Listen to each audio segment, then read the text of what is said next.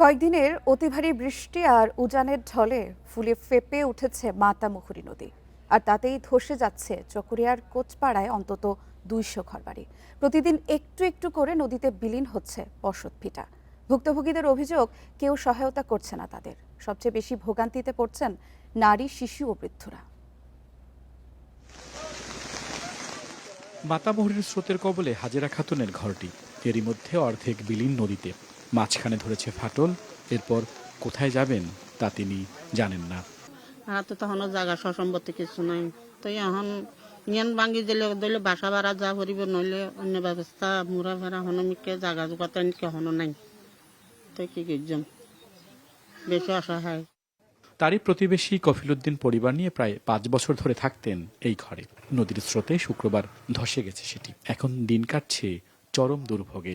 গত শুক্রবার পর্যন্ত রাস্তার মাঝে কি সারা রাত সারাদিন আমার দিনটা চলে যাচ্ছে পাবে। তাদের মতো আরো অনেকের ঘর, ভিটেমাটি, স্বপ্ন আর ভবিষ্যৎ গিলে নিচ্ছে এই নদী।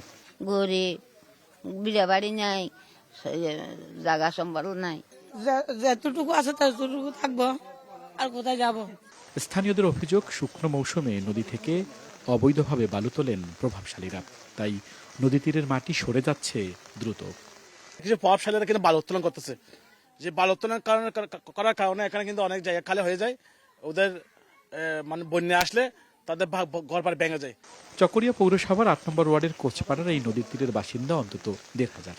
প্রশাসন বলছে, ক্ষতিগ্রস্তদের তালিকা করে পুনর্বাসন করা হবে, আর বাঁধ সংস্কার করবে পানি উন্নয়ন বোর্ড। যে জায়গাগুলা বেশি ক্ষতিগ্রস্ত, নদীর বাঁধ এলাকা, এই জায়গাগুলাকে পুনর্নির্মাণ, প্রোটেক্ট করার ব্যবস্থা করবেন।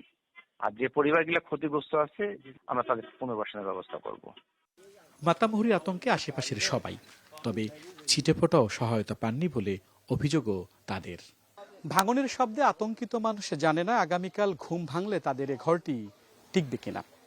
কেউ বাঁশের খুঁটি পুঁতছেন ভাঙন ঠেকাতে, কেউ সরে যাচ্ছেন নিরাপদ স্থানে। ভাঙন শুধু মাটি কেড়ে নিচ্ছে না, কেড়ে নিচ্ছে মানুষের নিরাপত্তা, স্বপ্ন আর ভবিষ্যতের ঠিকানা।